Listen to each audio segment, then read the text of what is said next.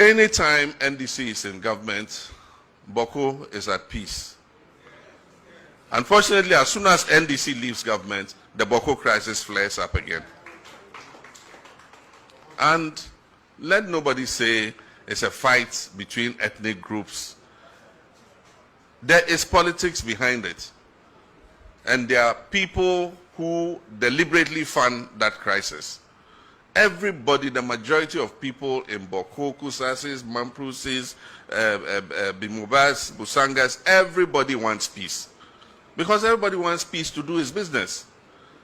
I mean, the current curfew in which we are, nobody likes it. Our chiefs are being told they can't wear smocks and go into town. So what is a chief supposed to wear? A shirt like me? How would they know he's a chief? And yet, it's because of the violence and the crisis. And they were forced to do it because people hide weapons in their smocks and go and shoot at people. But I can assure you that peace is our priority. When NDC comes, and I didn't say if, I said when NDC comes, we're going to prioritize Boko's peace so that peace will return to Boko. And people can go about their business and look after their families. Unfortunately, any time the peace of Ghana will be disturbed, it is the MPP government that is in power. NDC is coming. When we come, we will make sure there's peace in Boko and surrounding areas. So there's another one, that's the version you sent me. I'm sure the team is working on it because there are some right. Because I'm really, I was going to say that yeah. From everything that he said right now. Well, from the last video, he said you will ensure. Absolutely. As I said, the video I've had it transcribed because I couldn't play it again. And what he was saying was that there's no chieftaincy conflict in Boko because there's only one king in Boko. That's what he was saying, to one faction. Like, I've come to the Kusak. And again, let me just issue this disclaimer. But this is not how I wanted to go about this issue. But you are going about this issue that and way. Behave today that now, let's not play politics with this matter. When it was your government that went into the area and played very dirty politics with it. You went to one faction and then you told them that there is no chieftaincy conflict in Boko. There cannot be two kings in one kingdom. Every government recognizes that the overlord of Boko is Naba Abogrogo Asigri II, and that's why I say there's no conflict. Yeah, do you know why? Quoting directly what His Excellency John Dramani Mahama said at that time. And so when I say that looking at going to a particular place and saying this would allow anybody to read that you seem to be taking their side. And when you also talk about the issues of His Excellency, the former president, what was used against him was not only that he's from Northeast, so he should do something about it. No, people went as far as to say that he was supplying arms to Which Boko. people? People went as far as... Which people? There's even a reportage where Annie herself did that video. So, yes, all of those things have happened. We have the same Kusasi people who have come out to say that because of what you told them, they went out in their numbers to vote for the NDC and made sure MPP recorded zeros in their constituency. And you have not kept your promises to them. And so you should be careful. That video is also very recent, and I'll find it and we can also play it. Okay. So this is a very serious matter that I do agree with you that we should all now put everything aside and try to find a lasting peace to the matter. But we cannot sit here and play the ostrich like you do not go there and interfere with the matter. You did that. And that is why the anger of the people has been directly turned on you. Because the anger of the people have not been directly turned on anybody. Hold on. Would you please just stick to facts? Because the MP there has had his residence burnt. So we can. And you can speak on authority that is the anger of the people that got his residence. You know the people that burnt the house. No. Do you know the people that burnt the house? Has your house been burnt? No. Do you know the people that burnt the house and why they burnt the house? There's a video of the Kusasi people that have come out to categorically say that you have not lived up to your promises to them, and so they are very upset with you. It is there. I've also added a video. I'm sorry. Wait. The people are saying the government of 6 months. No, Ekua knows them. The video is I'm sorry. Ekua clearly knows the people burning houses. Let me ask this question. The people are saying that a 6-month-old government has not been able to resolve a conflict that has lasted for almost 100 years. They say, so many years. No, she says the people are angry. That's why they bent the house of the... I do not speak for the people of Kusag, but they came out... Then don't speak for the people. Let me land, don't. Ama, let me land. I'm not speaking for them. I am making reference to a video and what they said in that video. Who said? The youth of Kusasi. I'm surprised you haven't seen it. So the Kusasis...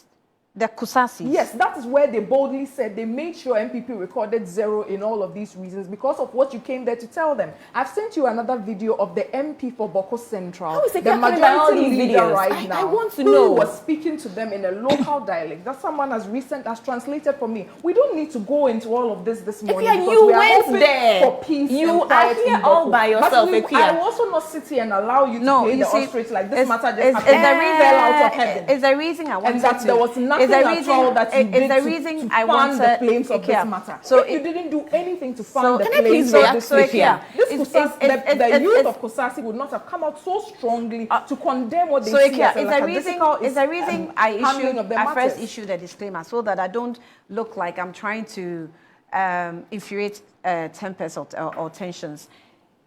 When you go there, it's a very sensitive matter. I have done the Boko issue for some time or for some years. And I know that it's like when you say a statement, you have to prove it. That's what I was coming to. So what statement have I said? Can I please respond to Ekua? You said that the people are angry and they are burning houses. And you know that the reason why they are burning the houses. If you have the video, you can even send it. Send it. Let's get something straight, and I like to do this. You see, Ekua keeps saying that I wish I didn't do this, then she'll go right ahead and do that.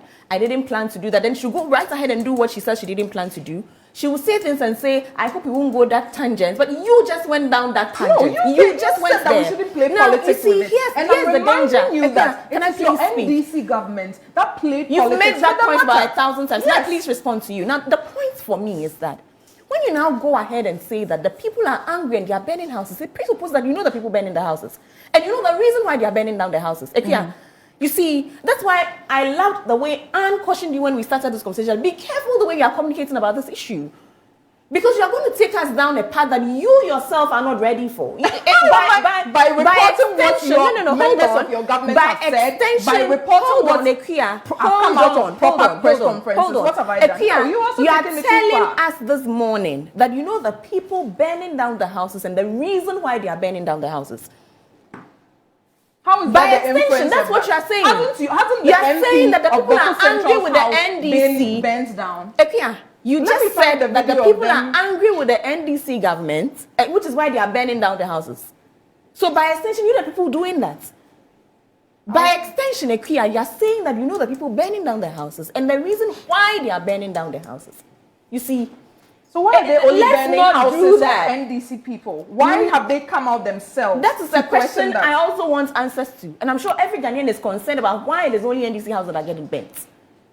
Because the people themselves. Why is it that only NDC houses are getting burnt? That's an important question for all of us. Certain things. You told them, and I've just read what the current president, the sitting president, went to one faction and told them. He told them categorically that there's only one chief there. Mentioned the name of that chief. So they had high expectations from him. He went there and said that. A group of these Kusasi people have also come out in a video that is all over the place that I'll find for you to say that was the reason that they gave 0 to MPP in those constituencies, and that the NDC government has not lived up to the expectations. Do you recognize decisions that has not lived up to their expectations in the conflict of Boko? There has been an escalation of this matter in Boko. Instead of you to own up to some of the irresponsible things you did and to tackle the matter irresponsible things you are doing this morning, from everything you said.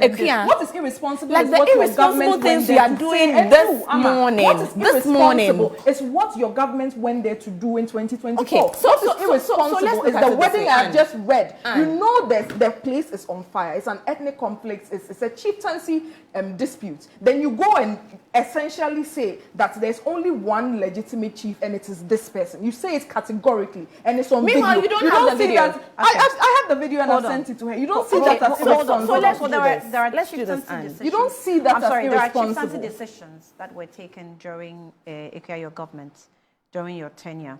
And at that time, you knew that there were issues regarding chieftaincies.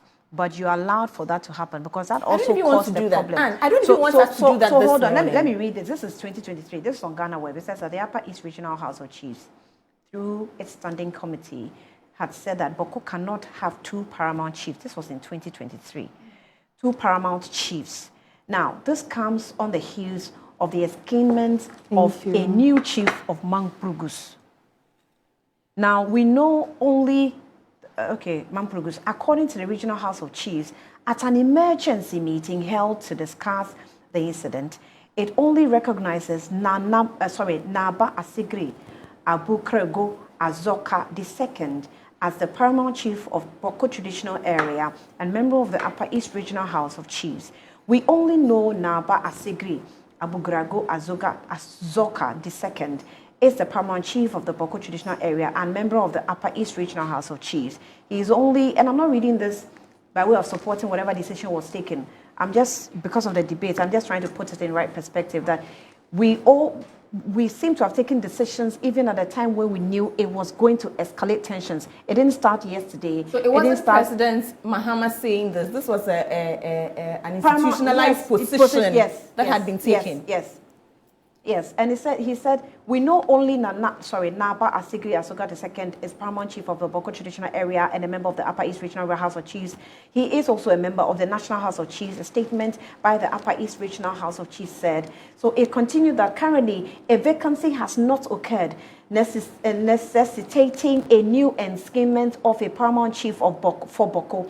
It also called for the end to Boko conflict. The ethnic crisis, in quotes, is Boko must stop, and it behoves on the government to act swiftly and decisively in the direction so that peace can prevail in Boko. Enough of the bloodshed. Is that a decision of the House of Chiefs? I mean, whose turn is it? It's my turn. It's my turn. So to say that, I appreciate what you just read. Upper East Regional House of Chiefs. In perspective for us, that the position of His Excellency President John Dramani Mahama was not his personal position. It was an institutionalized position, taken at that time as one of the means to a resolution of an issue. Just to put it out there. I won't belabor that point. I won't score political points with it. I won't even want to win an argument with that. It is what it is. Let's move on. And also to say that I refuse the bait that Ekua has given me. I refuse to go down this line of debate with her this morning. I will not communicate that way. I will not go back to all that I also know about how irresponsible the MPP was, on this issue and everything the MPP could have done and should have done. I won't do that this morning.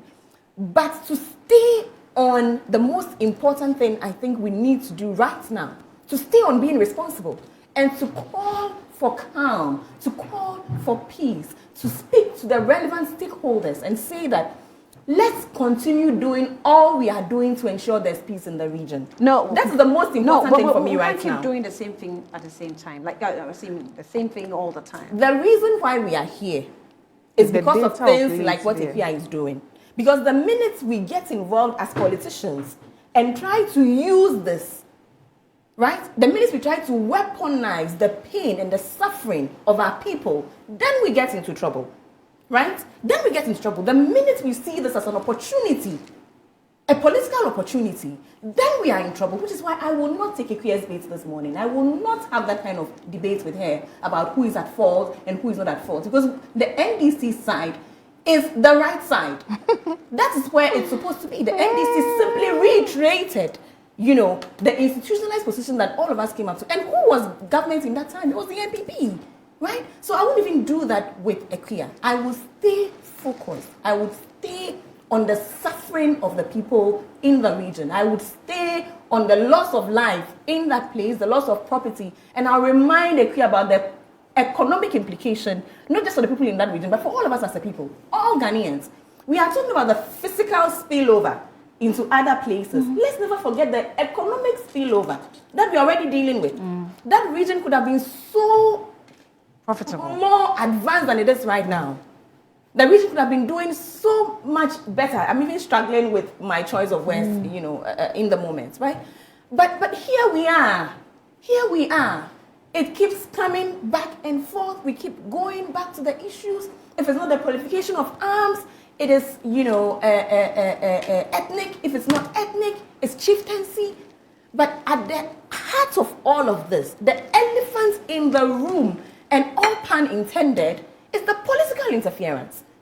Political interference, and I hope that we will stop it.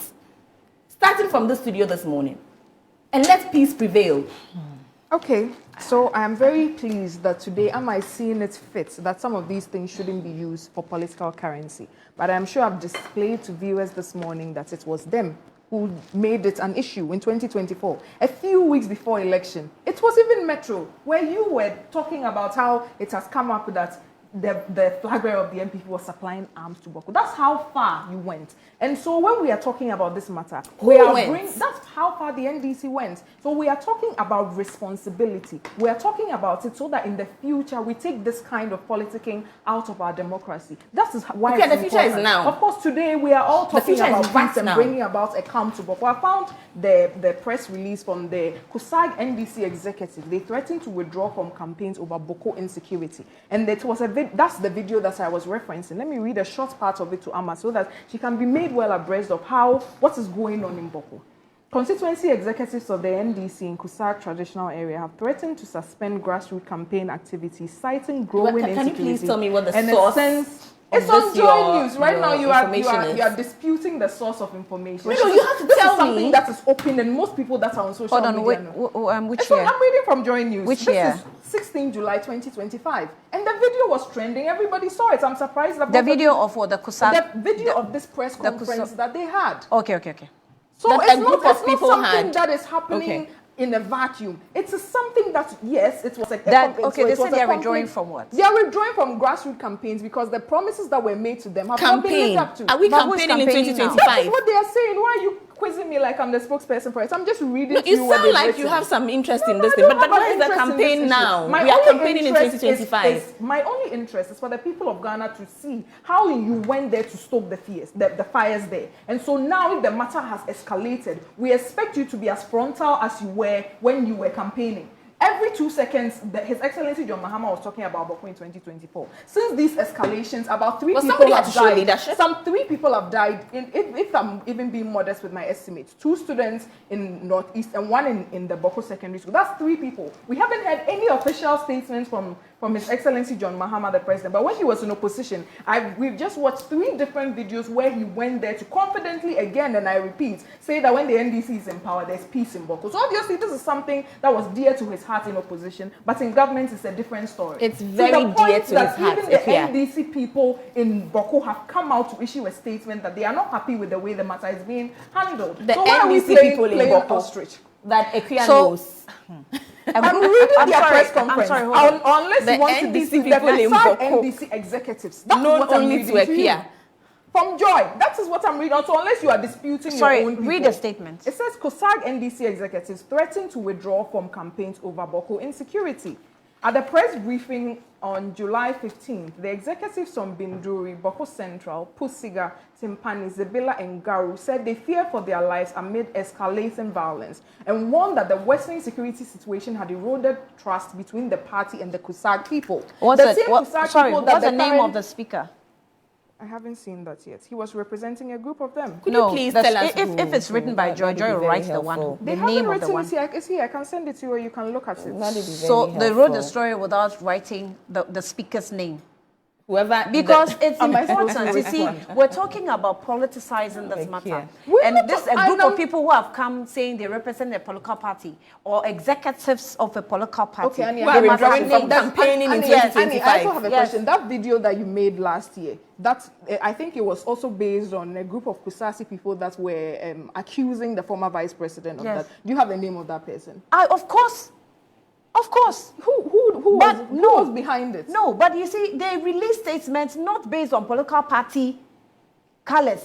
They give, in fact, statements that I've always handled is either from Kusasis or the Mamprosis. And they always have executives with their names signed. And their positions. Yes, and their positions. Not associated to any political party. So if they're watching me this morning, they will know. They have been different instances. The both factions one group deal with them are calling themselves to their statements. NDC executives. There's another one that I'm going to read to you that is from Kusag Youth. That is, it's loading. Right now, the data also doesn't take long. So we cannot sit here and pretend like these things the are data not happening. Sam George, good morning. Yes, the data. I just sat here and bought if you pick a struggle this morning. No, you are just, I don't know. You're just burdening us with too many small problems. Data too is an issue right now. I'll take a breather. Back shortly. They say change your phone.